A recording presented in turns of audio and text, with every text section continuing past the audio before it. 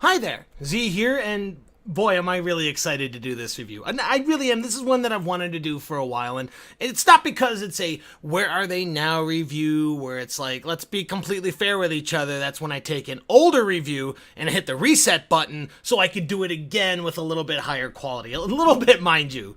It's not going to be good. Fair warning. But what the hell do you guys want me to do? I'm trying my best here, but it's not because of that. It's simply for the fact that this is a Kickstarter game that's actually doing pretty fucking well. And in a world where Kickstarter games are actually completed and pulled through the way they were supposed to, less times than a politician actually follows through with their politics, this is saying something. It's so refreshing to see something where they set out a plan and they said, this is our idea. This is our plan. It's a big project. We have plenty of ideas and they're making headway with it. And it's exactly what they said it was going to be. It's not like they asked for a bunch of money and then people gave them a ton of money, millions upon millions upon millions upon millions of dollars for it, and then 5 years later they barely got anything of that. They give them a little bit, and then they say, why don't you buy more of this game? We'll finish it. We swear we're gonna finish it. I'm not going to say what game I'm talking about here because there's plenty of crazed fans, and out of nowhere there's going to be like 1,000, 5,000 thumbs downs, and it'll happen quicker than Star Citizen. Fuck. Well, I can edit that part out. Anyways, let's talk about Universim and see what really makes it good, in my opinion. I have to put my opinion in there because this is YouTube, and if you say something is fact, then people start attacking you. The alphas of yesteryear, the games of the future. Welcome to Where Are They Now?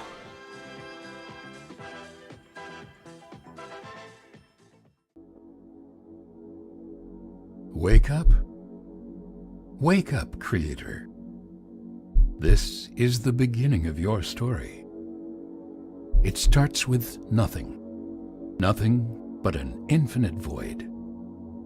However, you, with a single touch, can awaken the light.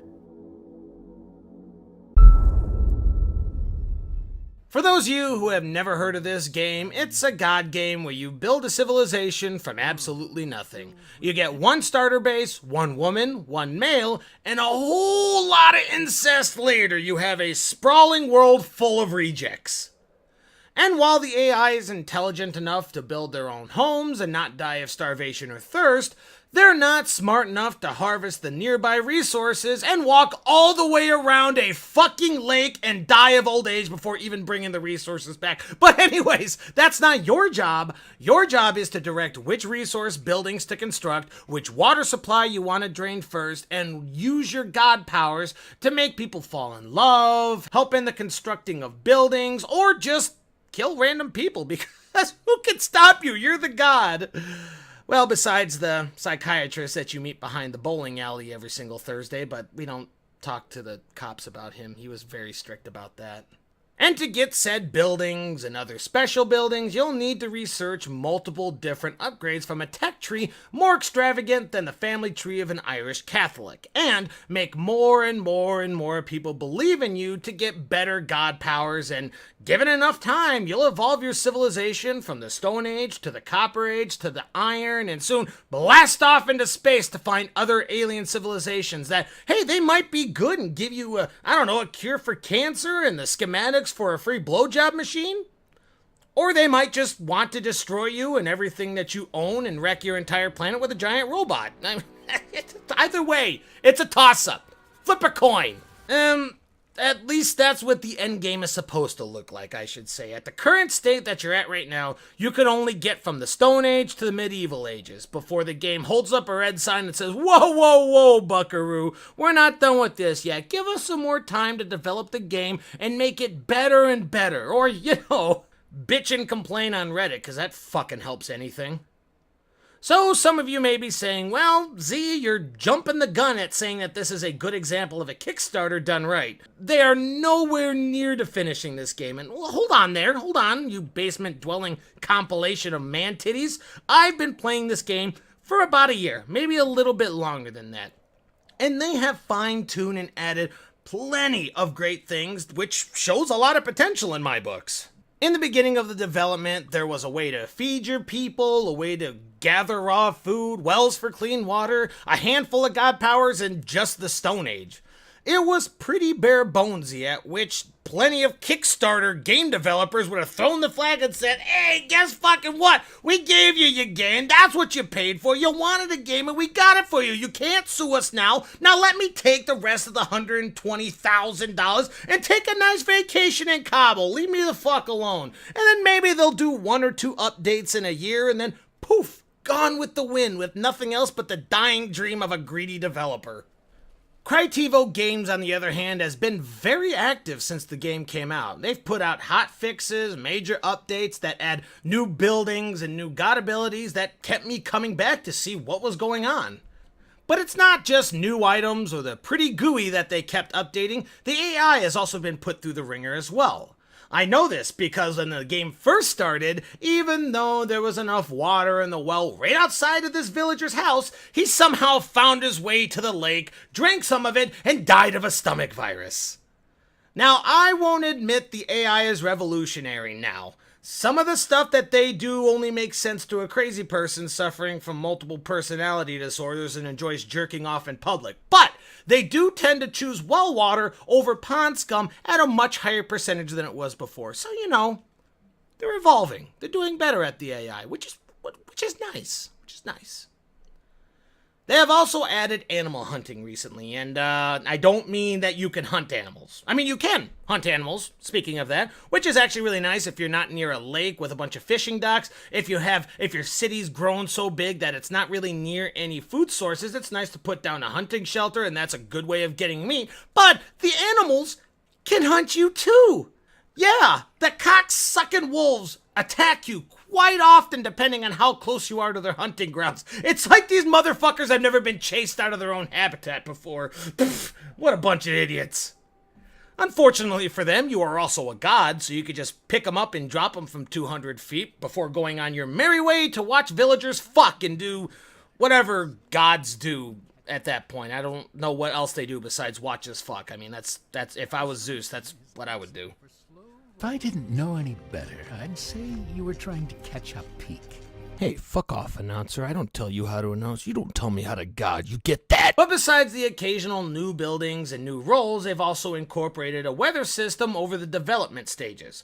Not the fact that there is weather in the game, they've always kind of had that, but building an actual weather station and reinforced bunkers for when shit like snowstorms and sandstorms and tornadoes hit you, you don't have a cavalcade of dead bodies and only 3 survivors to orgy themselves into another civilization. Sure, you might lose some because, like I mentioned before, the AI isn't revolutionary, and when the alarm goes off, at least 2% of them think it's a new song from the top 10 charts and stand there doing fucking nothing. But, you know, Darwinism. Let it sort itself out. Survival of the not brain dead. And just watching this project grow from a minuscule dream into something that might be a reality is fucking great. It's like watching your child be born, then getting older and wiser and more mature, and you're taking a front seat to watching this person become such a great man and a solid individual. And then you walk in on him banging the lead cheerleader, and you're mortified because you're like, not my son. My son doesn't do stuff like that. I raised him right. But you won't lie to yourself. There's a little part of you that's about 37% proud because he could have easily gotten one of them tuba chicks. He could have easily gotten one of them. But he went for the high roller. And god dang it, aren't you proud of him? You know, the more that I'm talking about this, the more the game actually sounds like a blatant ripoff of games like Spore. But unlike Spore, where you go from a single-celled organism to a space-traveling alien demon in about 4 hours, I played this for about 5.5 hours, and just got to medieval era. It takes forever, which is fantastic. This game takes a lot of your attention and patience, and I love it. I don't want to spend an hour getting into space and then lose interest. No, I want to spend hours of my time creating a society and then peaking its power only to show my bare ass cheeks to an intergalactic warlord and have my whole entire planet destroyed. 13 hours right down the drain. That's what I want.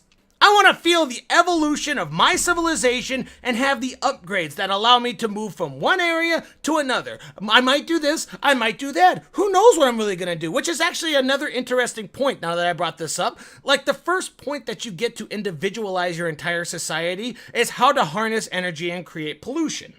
You can either work on nuclear reactors and have a stream of consistent energy that will work 100% of the time, but it will also kill the earth quicker, or you can enslave some of your plebs to constantly move a wheel around in a circle, which is a good way of getting energy, but everyone starts fucking hating you after a while. Or you can build wind turbines that work fucking 30% of the time. Holy fuck! I'm so glad this game isn't pushing any sort of political agenda here. They're sitting here like, oh yeah, sure, go ahead, kill the earth and have consistent energy sources, but you are killing the earth. Or you could do the exact opposite and you could push everyone back to the fucking Stone Ages because you never have energy. What's the point in having electricity if the energy only works 30% of the time? Fuck you, Holland! I know that this review seems pretty much everywhere. I know, I really don't have, even when I wrote this out into a script, I still have no idea what I'm talking about. But there's so many things that I like about this. And if this game keeps getting support and the developers keep their promises and ideas, we could have a solid fucking game on our hands. But is it worth the $30 for an early access game? I'm in love with it. You might not be, and this might be a turning point. I mean, it's a toughie for me to say. With a game stating it's planning on interstellar travel and you're only at the medieval era, it definitely has a lot of work ahead of it, I'm not gonna lie.